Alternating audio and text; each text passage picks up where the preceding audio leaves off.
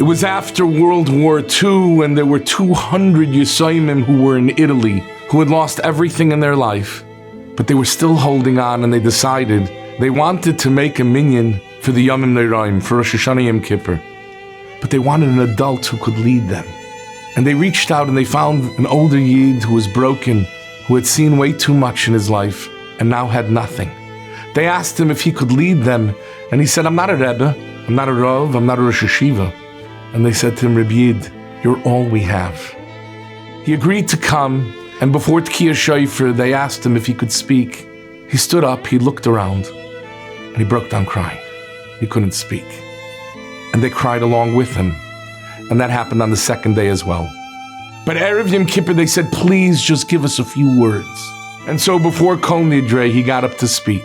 He said, Kinderlach, the Sar Shel Gehenim, the officer of Gehenim who was in charge, called a meeting. And he said, my dear advisors, we have a problem. Gehenim is empty. There's no one here anymore. Everybody who's died over the last few years has been Nerag al Kiddush Hashem. They gave up their lives. They went to the highest spheres of Gan Eden. What are we going to do? Enrollment is low. One of the advisors suggested introduce them to the taiva for money. Money's at stake. People will fight. People will go at each other. They'll speak badly about one another. He said, no. These people, they just want to survive. They just want bread and water. He said, what about anger? What about jealousy? All of the suggestions were shot down. And one advisor piped up and he whispered into the ear of the Sar Shel Gehenim, and the Sar Shel Gehenim said, that's it. We will introduce them to the Yetzer Hara of Morgen, Machar, tomorrow, procrastination. Push it off. You want to put on tefillin? Maybe tomorrow. Want to keep Shabbos? Try me next week. Want to open a Gemara? It's been so long. Maybe in a month or two. And he looked over the crowd and he looked at the children and he said, would you like to rebuild your life? Try me in a little while.